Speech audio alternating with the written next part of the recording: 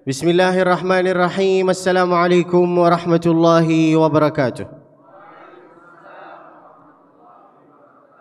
Alhamdulillahi wa kafa wassalatu wassalamu ala al-habibil mustafa Muhammadin wa alihi ahli sidqi wal wafa. Sallallahu wasallam wa baraka alaihi wa ala alihi wa sahbihi amma ba'd. Kalam bermula dengan bismillah, dilanjutkan dengan alhamdulillah. Salawat dan salam kepada Rasulullah, maka nikmat Allah semua sempurnalah sudah. Hadratul mukarramin, hadratul muhtaramin, para yang dimuliakan oleh Allah Subhanahu wa taala, Ketua Takmir Masjid Suciati. Di mana ketuanya? Kok duduk di belakang? Sini bang. Siapa namanya abang, saya lupa. Hah?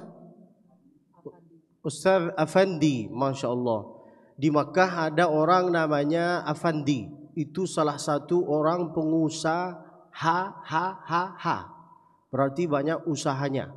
Usahanya apa? Jual jeruk. Dan paling enak jeruk yaitu adalah namanya Burtuqal Afandi. Masya Allah. Inilah kayaknya ini orangnya.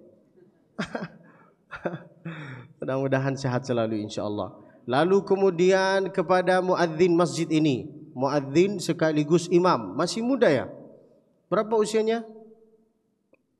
24. Masya Allah. Adik kelas 24. Ini 27. Saya tahu berapa ibu? Saya tahu berapa pak? Saya masih muda. Masih muda, masih cute, masih imut, masih ganteng, masih berlaku. Saya seusia beliau. Usia saya 27. Saya kelahiran 96. Lahir, besar, belajar, main semua di Mekah. Dan insya Allah meninggalnya pun di Mekah. Amin ya rabbal alamin. Masya Allah, terpesona hati saya. Masya Allah, solat di Masjid Suciati ini seperti semacam solat di Masjid Nabawi. Pertama, pintu-pintunya seperti Masjid Nabawi. Kedua, Masya Allah, AC-nya luar biasa, nyala. Banyak masjid yang besar, AC-nya tidak nyala. Tapi di sini nyala, Masya Allah, tabarakallah. Lalu kemudian karpetnya, Masya Allah, bagus sekali.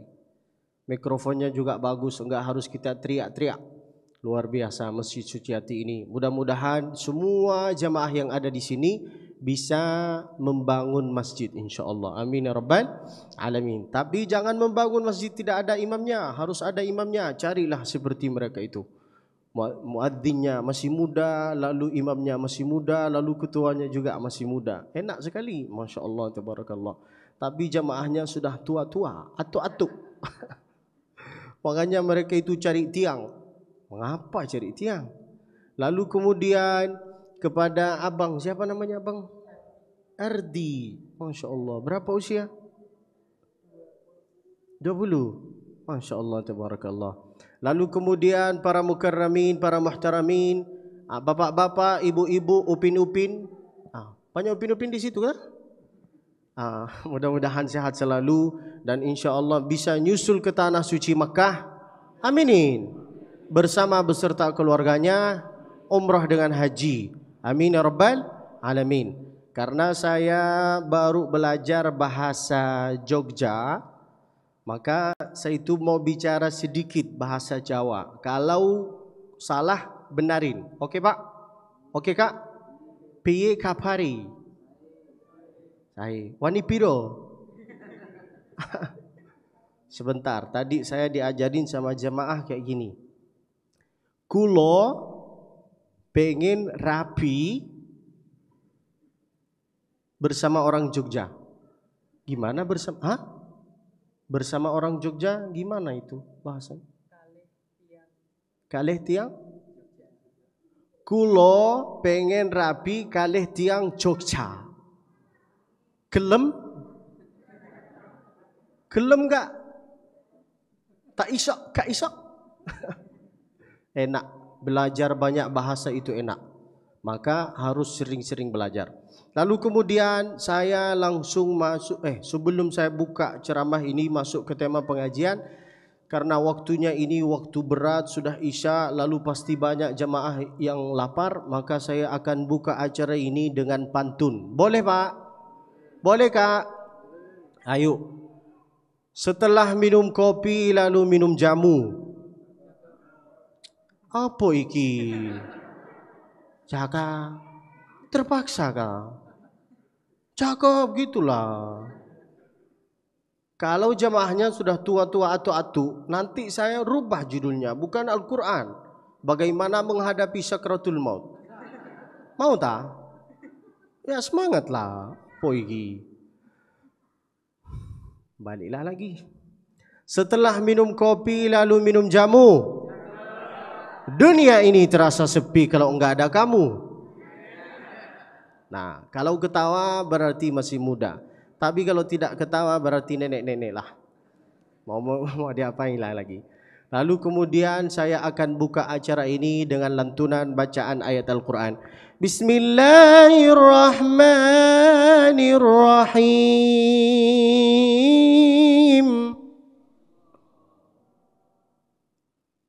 Apa iki Allah? Jangan kayak gitu. Harus diangkat suaranya. Allah. Coba latihan. 1, 2, 3. Terpaksa itu, terlalu panjang itu. Apa iki? Ini mau ngaji tidak? Allah. Itu aja. 1, 2, 3. Lebih bagus gini apa yang tadi Pak? Bagus gini kan? Coba tadi. Allah. Ulang lagi. Bismillahirrahmanirrahim. Ya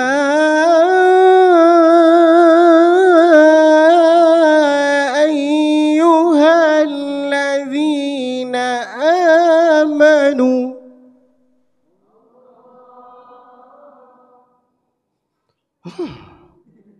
Katakanlah Allah.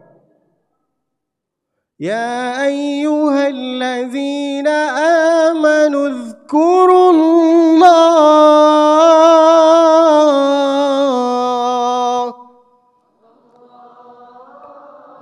Udhkurullaha dzikran katsira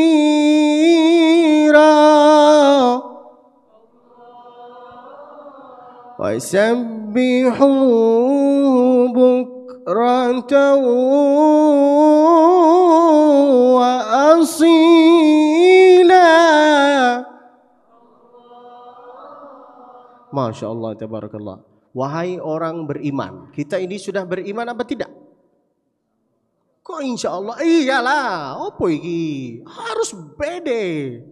Kita ini sudah beriman. Tanda kita sudah beriman yaitu adalah solat berjamaah di dalam masjid. Khususan laki-laki. Laki-laki yang solat berjamaah di dalam masjid itu namanya laki-laki soleh. Sedangkan yang suka solat di rumahnya itu namanya laki-laki solehah. Wahai laki-laki solehah, berhentilah solat di rumah. Jangan banyak alasan. Solatlah di dalam masjid. Di antara syarat-syarat beriman kepada Allah Subhanahu wa taala yaitu adalah ma huwal iman, ma huwal ihsan. Syurutul iman atau arkanul iman yaitu adalah an tu'mina billah, beriman kepada Allah Subhanahu wa taala. Kita ini sudah beriman apa tidak? Sudah, alhamdulillah. Tandanya solat subuh, solat berjamaah. Lalu kemudian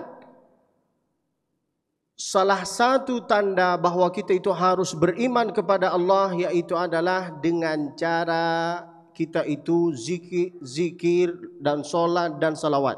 Lalu kemudian mengapa sebelum solat subuh itu ada namanya solat sunnah qabliyah? Benar kan? Mengapa di solat sunnah qabliyah itu di rakaat pertama kita itu mesti membaca setelah Al-Fatihah ghairil maghdubi alaihim waladdallin. dhalin. Amin. Mengapa mesti membaca setelah itu di rakaat yang pertama surat Al-Kafirun, sedangkan di rakaat yang kedua mesti membaca surat Qul Hu, surat favorit oleh orang Indonesia. Trikul. Qul ya ayyuhal qul wallahu ahad, qul a'udzu birabbil falaq, qul a'udzu birabbin nas. Setelah itu tidak mau tahu, yang penting mau masuk surga. Itulah orang Indonesia, mau yang mudah-mudah ada. Benar kan Pak?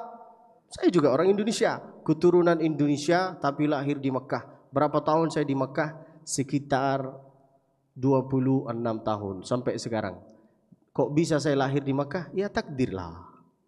Dari sejak zaman nenek saya baru belajar bahasa Indonesia. Dari siapa? Dari ceramah Ustaz Abdul Somad. Maka bahasa saya itu ada Melayunya dan ada juga bahasa Jawanya. Karena saya suka mendengar ceramah Gus Ikdam, tahu Gus Baha, opo iki, dan segalanya. Mengapa di rakaat yang pertama mesti membaca surat Qul ya ayyuhal kafirun? Karena di situ Allah mau ngasih tahu kepada kita bahwa yang harus disembah yaitu adalah cuman Allah, tidak ada selain Allah. Kalau engkau sudah beriman kepada Allah, jangan pergi ke dukun. Weslah, berimanlah kepada Allah, sembahlah kepada Allah. Maka bunyi ayatnya, Qul ya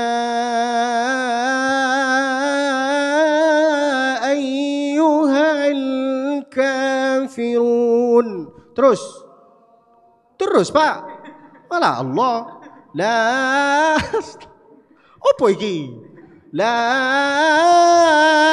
a'budu ma ta'budun. Terus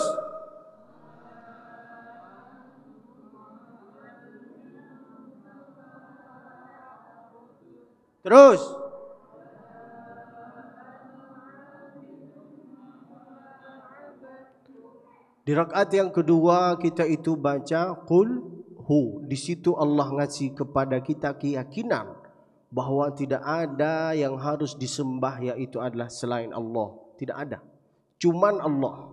Maka bunyi ayatnya Qul huwallahu ahad. Terus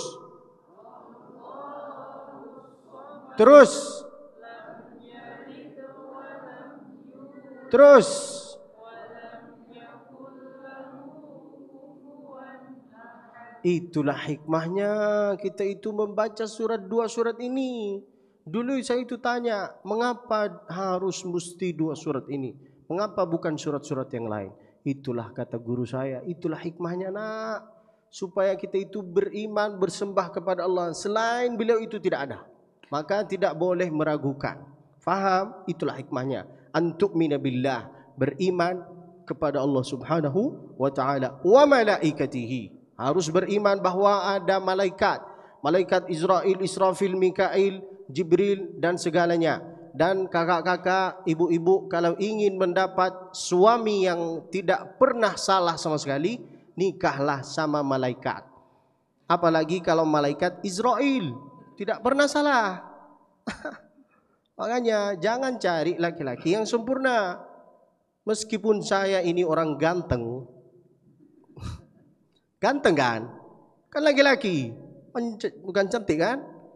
Meskipun saya ini ganteng, tapi ada juga kekurangannya. Jangan cari laki-laki yang sempurna. Man talaba akhan bila aibin baqiya bila akhin. Siapa yang cari kawan yang sempurna, maka dia akan hidup sendiri. Antu'mina billah wa malaikatihi, harus beriman bahwa ada malaikat, wa rusulihi, ada para anbiya, Nabi Muhammad, Nabi Yaqub, Nabi Sulaiman, nabi. Lalu kemudian kita alhamdulillah menjadi umat Nabi Muhammad, umat yang paling mulia. Mudah-mudahan kita ini insyaallah bisa menjadi seorang mulia. Wa rusulihi wal yaumil akhir, bahwa ada juga nanti hari kiamat, ada kematian. Maka jangan disangka kehidupan ini yaitu adalah cuman foya-foya. Punya rumah, punya ini, lalu lupa. Kalau bapak, ibu, kakak, bapak, siapapun lah, kalau ingin melembutkan hatinya, seumpamanya muncullah perasaan di hatinya tak ujub atau sombong atau iri dengki sombong. Kalau ingin melembutkan hatinya, ingin buang perasaan iri dengki sifat yang kurang baik, pergilah ke kuburan. Wa kafa bil mauti wa'idha. Cukuplah kematian yang akan mengingatkan kita kepada kita bahawa akan ada hari kiamat, wal yaumil akhir, wal qadari khairihi wa syarrih. Ada takdir yang baik, ada takdir yang kurang baik, harus diterima dua-duanya. Lalu kemudian saya akan fokus wa kutubihi. Disitulah artinya tentang Al-Quran. Kita ini bisa menjadi umat yang paling mulia karena Nabi Muhammad sallallahu alaihi wasallam. Lihatlah Pak, lihat ya. Banyak gunung. Gunung Semeru, gunung apa lagi? Gunung Bromo, gunung Puncak, gunung Pagar Alam, banyak gunung di dunia ini. Tapi ada satu gunung yang dipilih oleh Allah. Gunung apa? Gunung Jabal Nur, Gharu Hira. Mengapa dipilih oleh Allah? Karena disitulah turun Al-Quran. Apa yang turun di situ? Iqra bismi rabbikal ladzi khalaq. Ada banyak selain gunung, ada banyak bulan.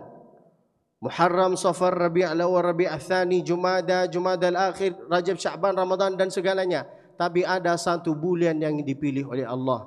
Kok bisa dipilih oleh Allah? Kok bisa bulan ini menjadi bulan yang mulia? Karena disitulah turunnya Al-Quran. Bulan apa? Bulan Ramadan. Syahrul Ramadan alladzi unzila fil Quran.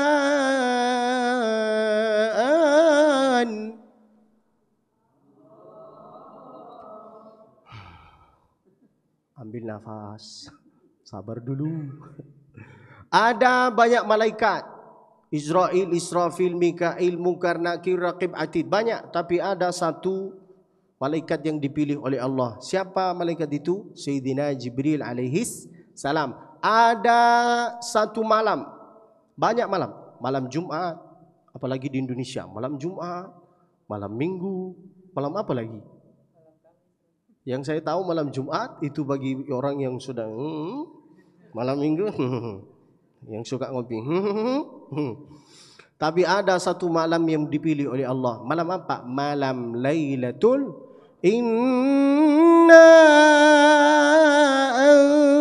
anzalnahu fi Lailatul Qadr. Ada banyak umat Nabi Musa, Nabi Isa, umat. Tapi ada satu umat yang paling mulia. Siapa itu? Umat Nabi Muhammad. Bayangkan, di situ saya bermaksud Al-Quran kalau turun ke sesuatu kalau turun ke sesuatu sesuatu yang tersebut bisa menjadi mulia. Apalagi kalau Al-Quran turun ke hati kita. Betapa mulianya engkau bang. Lihatlah Gus Baha. Lihatlah Ustadz Adi Hidayat. Kok bisa mereka itu bisa menjadi seorang mulia? Karena Al-Qur'an. Faham sekarang? Maka kalau abang ingin menjadi seorang yang mulia, muliakanlah Al-Quran. Jangan cari kemuliaan di dalam jabatan. Sekarang banyak orang maaf jangan tersinggung. Gila-gilaan cari pujian, kemuliaan dari jabatan. Ini bupati kita, orang ini wali kota kita, ini RT kita, ini apalah. Orang akan memuliakan kita bang selama jabatan itu ada. Setelah 5 tahun pensiun engkau, siapa yang ingin memuliakan engkau? Tidak ada. Gilo yang memuliakan engkau. Benar kan? Tapi kalau abang hafal Al-Quran seperti Ustaz siapa namanya? Ibrahim. Masya Allah. Itu mulia di sisi Allah dan mulia di sisi orang. Benar kan Pak? Ini hafal Al-Quran. Dan tidak ada istilah pen, siun. Itulah keindahan Al-Quran. Itulah kelebihan Al-Quran. Kalau Al-Quran turun di hatinya engkau bang, menjadi seorang yang paling mulia. Turun di keluarganya, menjadi keluarga yang mulia. Turun di rumahnya, rumah menjadi rumah yang mulia. Rumah tahfiz. Banyak rumah orang kaya, tapi sepi. Tidak ada kemuliaannya, tidak ada keberkahannya, tidak ada cahayanya. Tapi lihatlah rumah tahfiz Al-Quran. Itu mulia bang. Benar kan? Mendengar ini rumah tahfiz, ini seorang hafiz Quran, luar biasa. Tapi jangan sombong. Nah, itulah bang, indahnya membaca Al-Quran. Dengarin baik-baik. Indahnya membaca Al-Quran. Kita itu ngerti, tidak ngerti apa maksud ayat itu, kita dapat pahala. Wallahi enak kali bang, Al-Quran ini bang, enak. Cuman kita ini bang, sibuklah dengan hidup nih. Kita ini kejar-kejar dunia, lalu kemudian tidak dapatlah dunia. Maka abang kalau ingin dapat dunia ini, kejarlah Al-Quran dulu. Saya kasih contoh ya. Lihatlah Ustaz Abdul Somad. Apakah beliau yang kejar dunia, apakah dunia yang kejar dia? Dunia yang kejar dia. Ditawarin menjadi wakil presiden, tidak mau. Itu cuman contoh. Dunia datang kepada dia bang. Kok bisa? Karena Al-Quran, karena ilmu. Maka itulah kata Sayyidina Ali bin Abi Talib, al-ilmu yahrusuka wal malu anta tahrusuhu. Kita ini, ilmu itu akan menjaga kita, sedangkan kita yang selalu sibuk untuk menjaga harta. Benar kan? Kejarlah Al-Quran ini. Untuk menghafal Al-Quran itu mudah sekali. Saya akan kasih caranya nanti. Wallahi mudah sekali.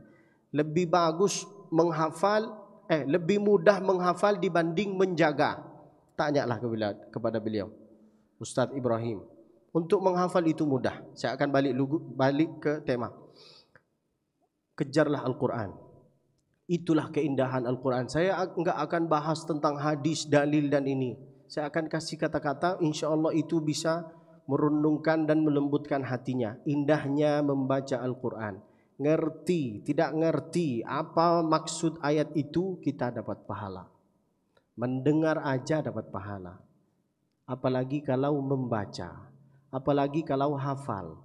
Jangan disangka kalau kita hafal Al-Quran, yaitu adalah kita yang hafal Al-Quran itu. No.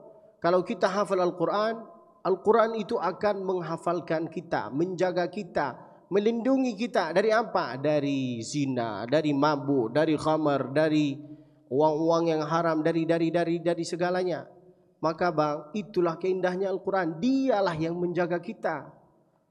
Tapi kalau kita itu tidak mau berkawan sama dia dari sekarang bang, tidak mau menyentuh Al-Quran, tidak mau mendengar, tidak mau buka Al-Quran. Ini seumpamaannya mushaf. Tidak mau sama sekali untuk buka Al-Quran. Berarti hati kita itu sudah gelap. Sudah dikunci oleh Allah. Lahum qulubun la yafqahuna biha. Punya hati, tapi hatinya gelap. Tidak tahu membedakan mana bubur, mana Tidak tahu. Sama. Dimakan aja. Di situ bermaksud apa? Uang halal, uang haram, makan aja. Tidak mau tahu. Punya hati tapi serasa tidak punya hati bang. Walahum adhanun la yasma'una biha. Punya telinga tapi seolah-olah enggak punya telinga. Tidak tahu membedakan mana suara azan, mana suara gonggongan anjing. Itu sudah dikunci bang oleh Allah. Tandanya Allah sudah ngasih tahu. Contohnya sudah ada. Dan itu tidak boleh. Itu siapa? Ada kan contohnya kan bang? Kisah nyata ada kan? Tidak tahu membedakan suara azan, suara gonggongan anjing. Itu mengapa? Karena jauh dari Al-Quran bang. Walahum adhanun la yasma'una biha. Dikuncilah oleh Allah. Mudah-mudahan kita selamat ya Allah. Kita itu harus tahu bang, harus sering membaca ayat Al-Quran bang, sehingga hati kita itu terbuka. sehingga tahu mana suara adzan, mana suara ini. Allahu Akbar, Allahu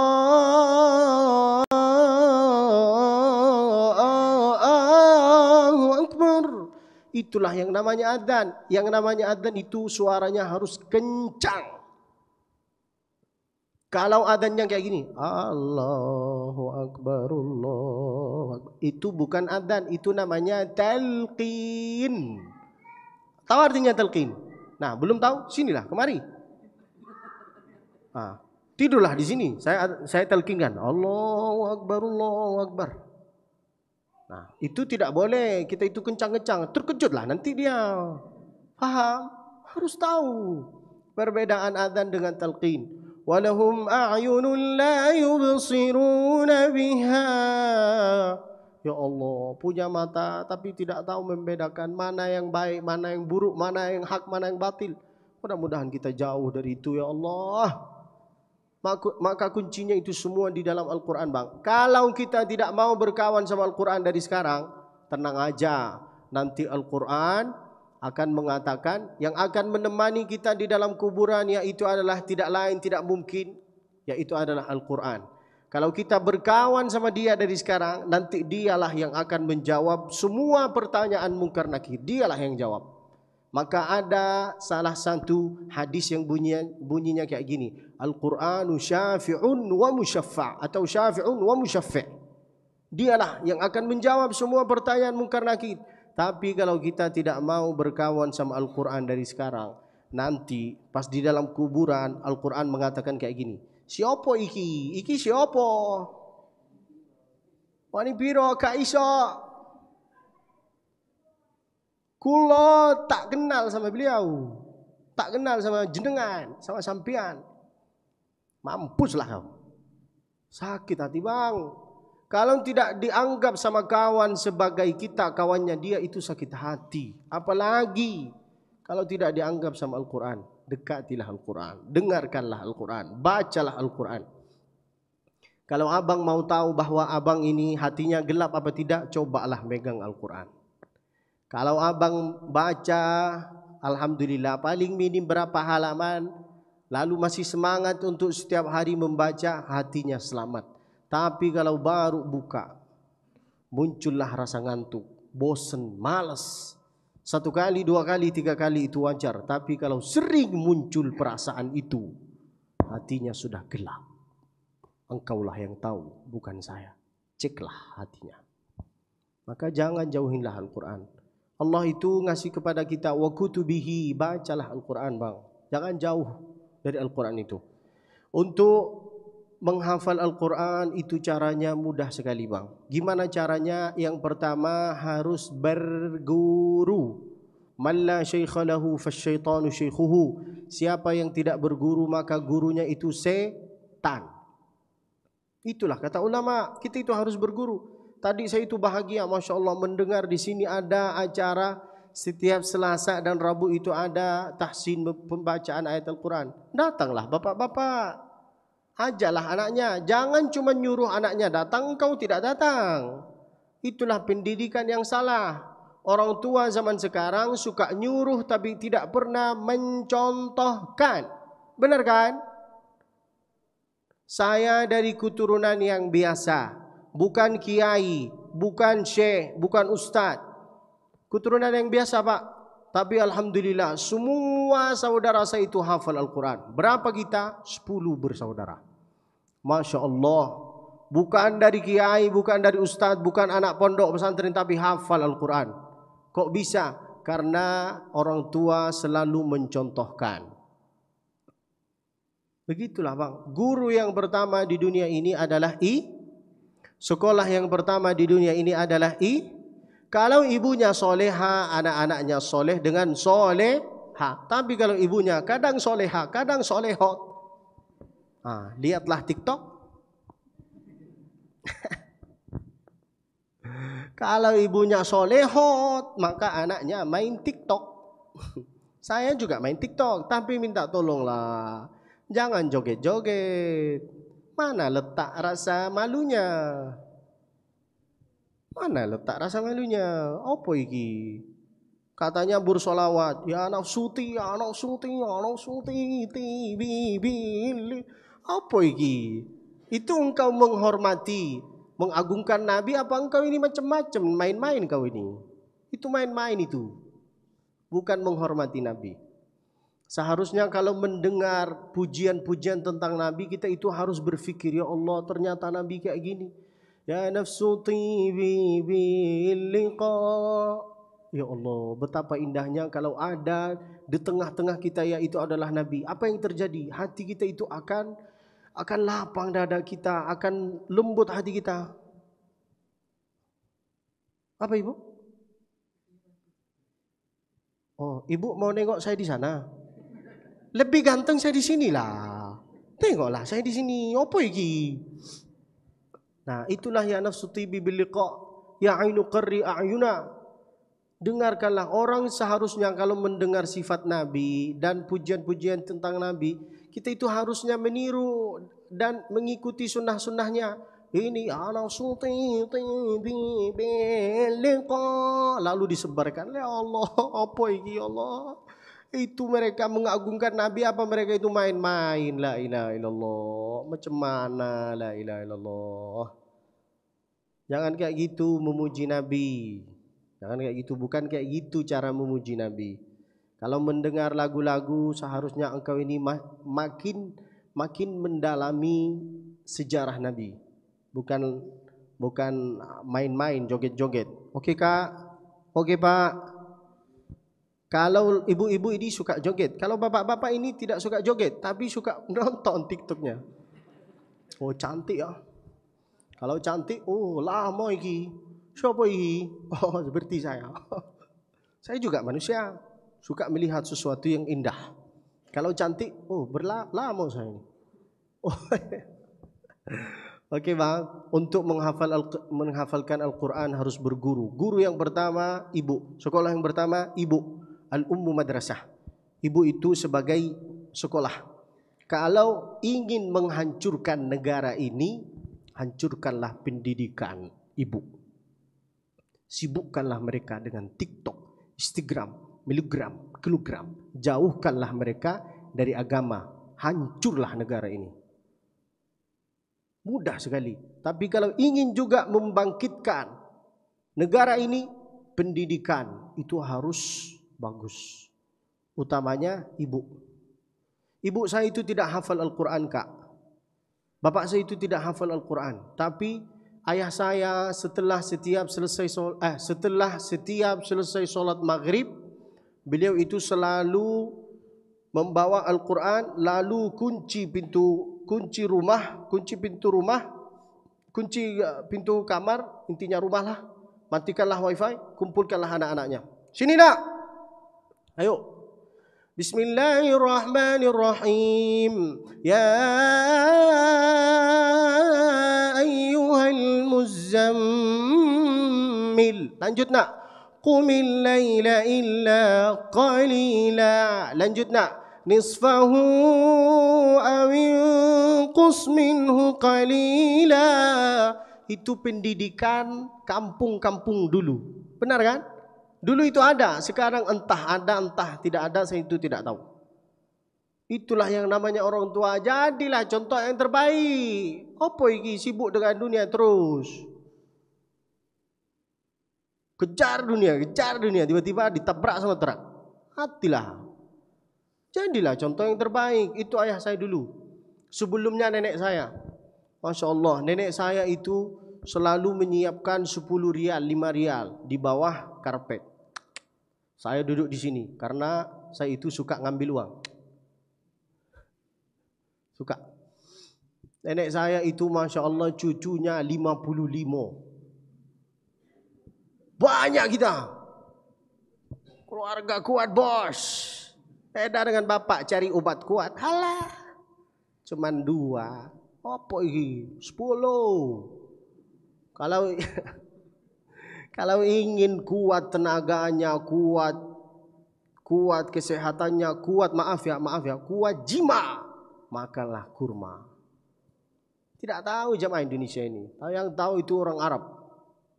Orang Arab itu mengapa dia juga nikah? Karena dia itu makan kurma terus. Pagi kurma, siang kurma, malam kurma. Bapak bakso. Lemah lah. Apa ini? Makanlah kurma. Orang Indonesia makan kurmanya di bulan Ramadan. Selain itu bakso. Ustaz mau bakso? Tidak mau. Saya kurang suka makan bakso terus. Itu melemahkan, Pak. Makanlah kurma. Wallahi billahi tallahi. Coba Bapak makan kurma. Kayak gini, Pak. Asyhadu an la ilaha illallah. Itu ilmu. Mau diamalkan, alhamdulillah. Tidak mau, lemah. Terserah, engkau lah. Nah. Benar kan, Ibu? Oh, Ibu lihat saya dari sana. Lupa saya ini. La ilaha illallah. Ibu saya, Masya Allah, bukan seorang ustazah, bukan seorang nyai, tapi 10 anaknya. Adik saya yang paling bungsu usianya 7 tahun. Alhamdulillah. Hafal berapa juz? 6 juz. Kok bisa kita ini hafal Al-Quran? Karena ibu saya sambil masak dia itu baca Al-Quran. Bismillahirrahmanirrahim. Wadduha. Wallayli idha saja. Sambil masak cicip. Ma wadda'aka rabbuka wa ma qala. Kalau tidak baca Al-Quran, dia itu bersalawat. Sallallahu ala Muhammad. Sallallahu alaihi wasallam. Itulah orang tua zaman dulu. Orang tua zaman sekarang, sikok bagi 2. Benar kan? Itulah orang tua zaman sekarang. Sikok bagi 2 itu sudah lama.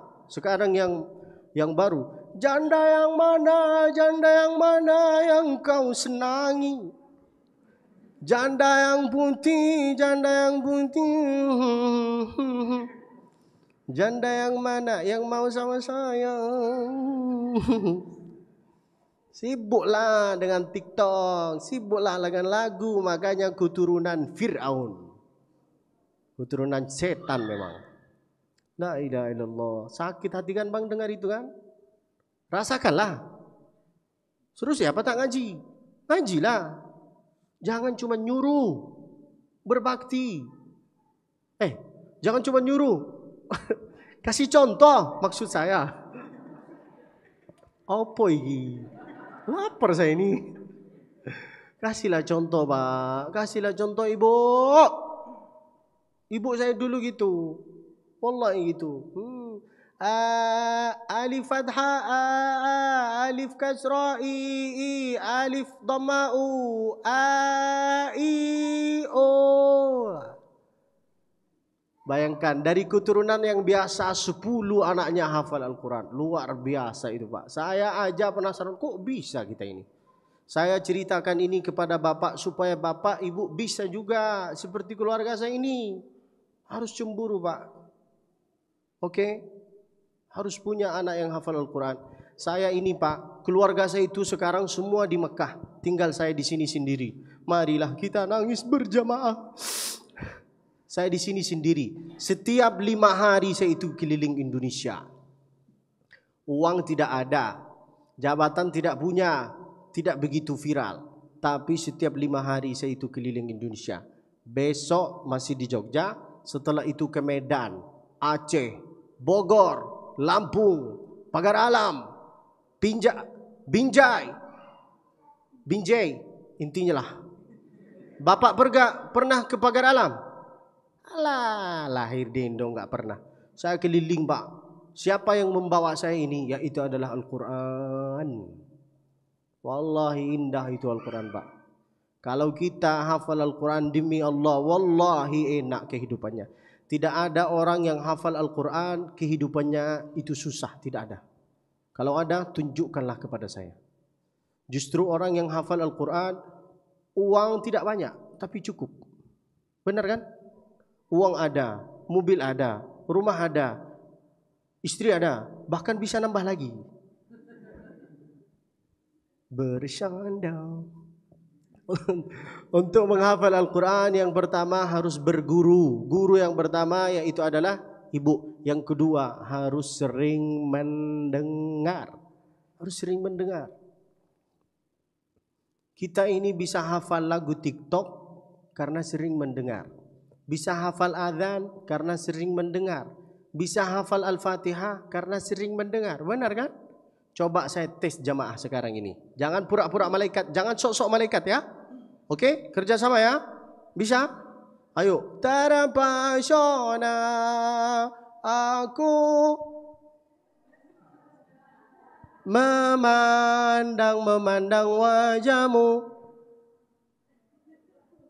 Kok bisa hafal? Karena sering mendengar. Faham? Bapak-bapak sok-sok malaikat lah. Enggak asik. Enggak keren. Saya tidak suka kayak gitu, Pak. Udahlah, jelas kita ini kadang malaikat, kadang setan. Jangan sok-sok malaikat. Apa iki? Ayolah dengan satu suara. Bisa hafal lagu ini karena sering mendengar. Nah, contoh yang kedua. Ini contoh ya, supaya kita itu faham.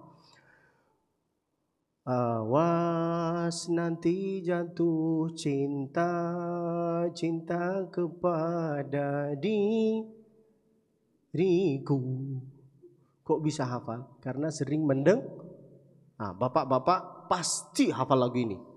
Janda yang mana yang kau senangi. Lanjut, Pak. Enggak asik lah. Tidak mungkin tidak hafal. Pasti sekarang hafal. Apalagi di zaman sekarang semua main TikTok. Enggak apa-apa main TikTok. Tapi minta tolong jangan joget-joget lah. Oke, Bang? Lalu kemudian bisa hafal. Intinya kalau ingin menghafalkan Al-Quran itu sering mendengar. Yang ketiga, kalau ingin menghafalkan Al-Quran, datanglah ke tempatnya. Datanglah ke rumah tahfiz, datanglah ke masjid. Menghafal Al-Quran sendiri tidak bisa, Bang. Tidak bisa, Kak. Jangan nipu diri sendiri. Bohong. Majilah datang ke sini. Ibu-ibu yang punya anak-anak perempuan, nah kalau ingin cari menantu yang soleh, nah ini Ustaz Ibrahim. Sudah.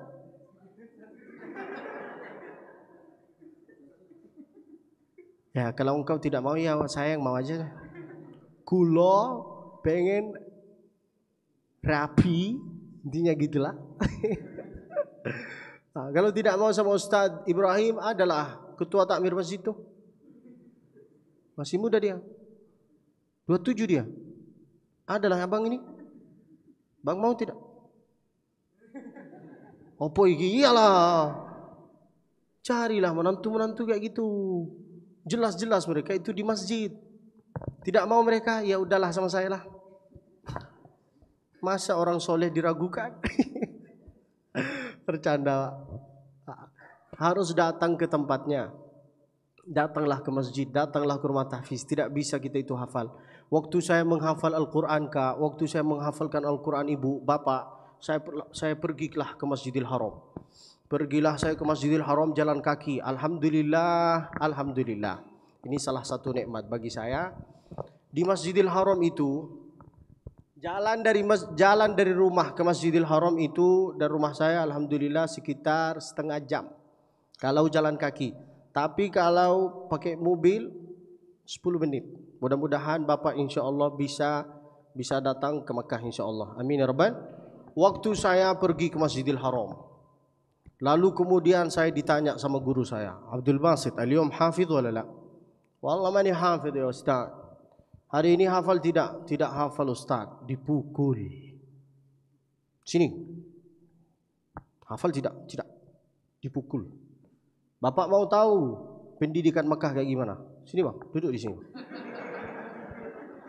Dadah yo. Iktidal. Menghadap ke sana.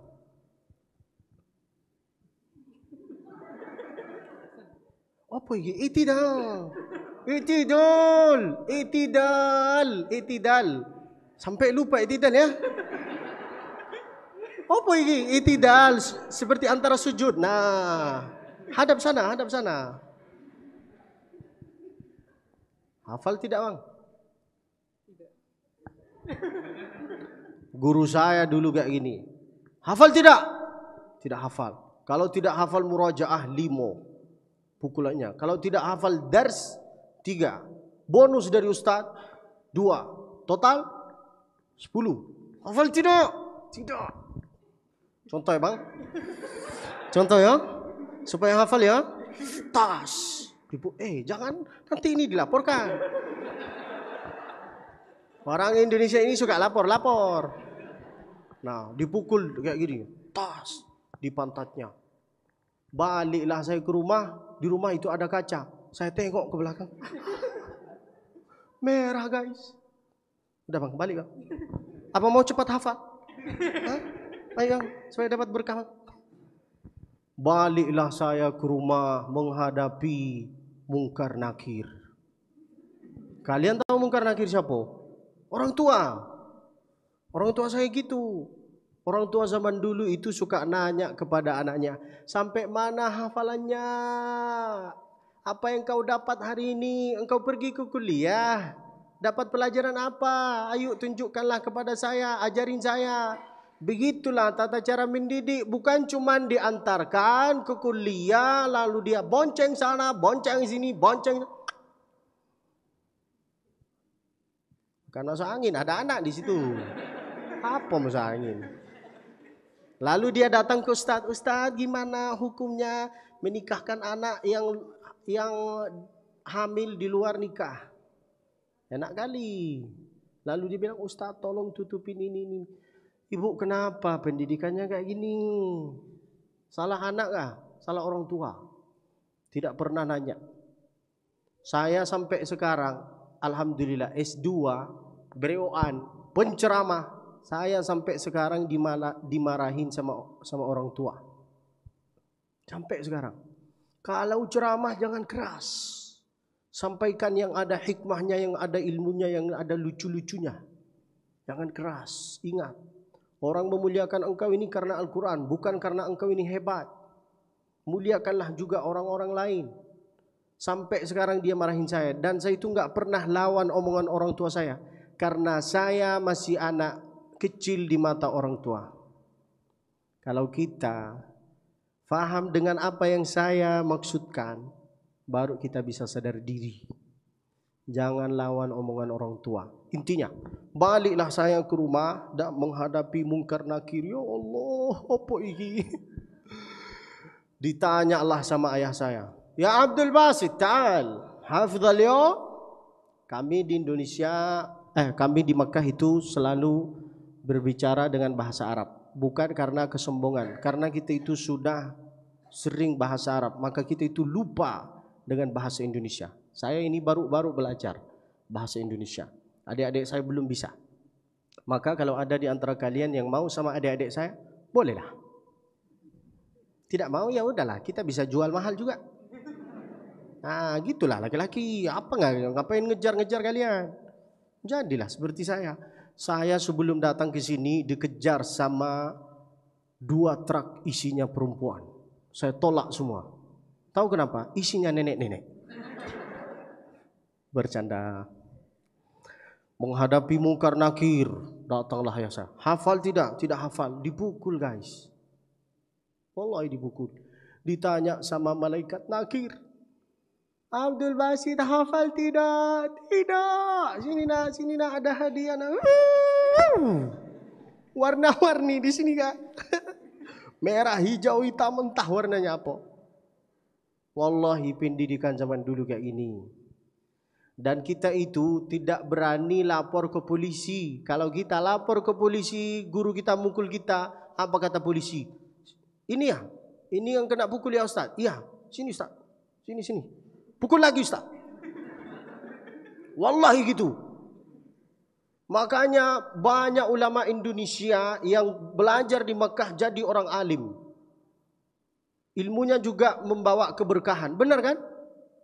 Karena kita itu tidak pernah lawan omongan guru, tidak pernah memusuhi guru. Kalau ingin hidup dalam keadaan berkah, jangan lawan gurunya. Jangan memusuhi guru, jangan memusuhi ustaz. Kita ini sekarang suka memusuhi ustaz, bahkan melaporkan gurunya kepada polisi.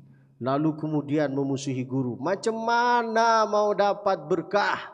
Wallahi billahi tallahi, siapa yang memusuhi guru, tidak akan ada istilah berkah di dalam kehidupannya. Tidak ada guru, tidak ada seorang bapak-bapak, orang tua yang memukul anaknya karena ada perasaan kebencian. Tidak ada, Pak. Buktikanlah kepada saya. Tidak ada. Orang tua kalau memukul anak karena dia itu tidak mau mendengar ucapannya dia. Benar kan, Pak? Saya kasih contoh supaya bapak lebih faham. Ada anak kecil minta pisau dari ibu. Pisau. Menurut anak kecil, pisau itu baik bagi dia.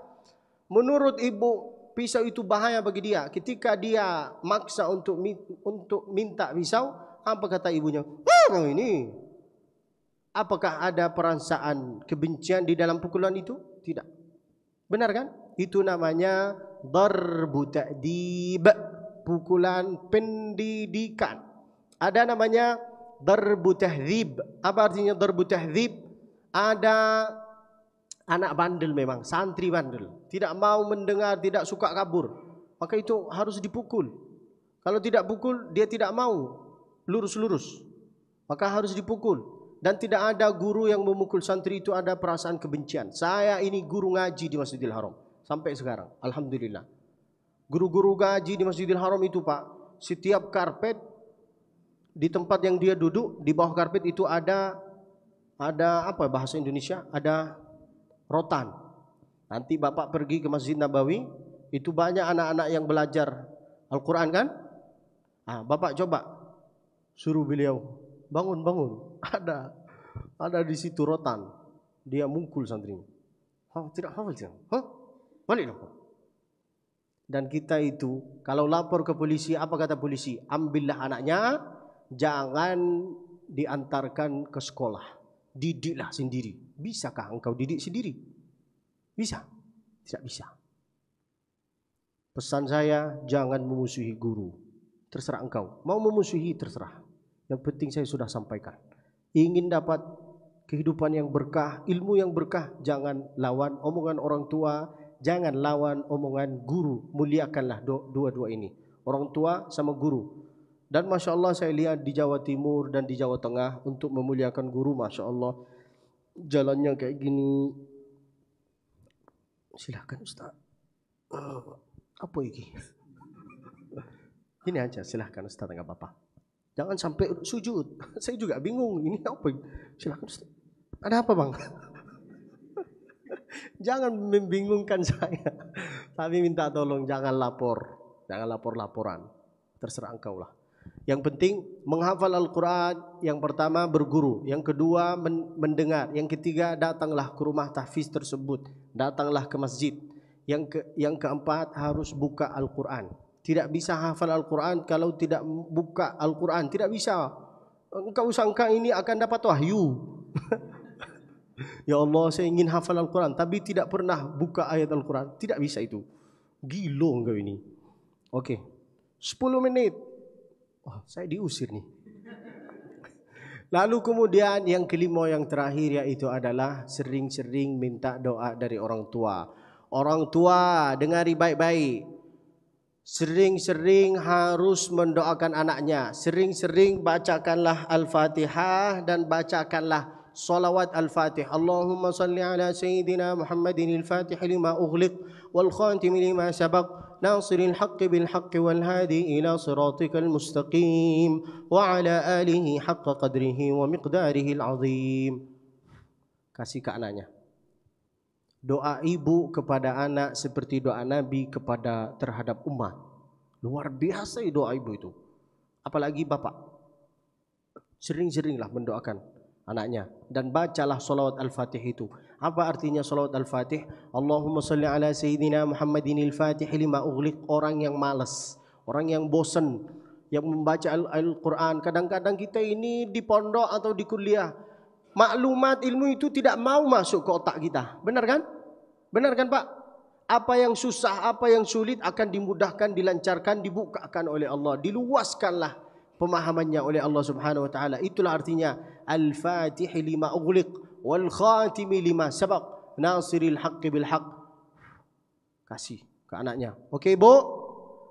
Setiap selesai solat baca Al-Fatihah, lalu kemudian baca solawat Al-Fatih, tiuplah ke air, minumlah.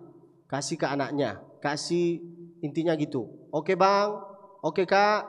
Kalau tidak punya orang tua, bacalah sendiri.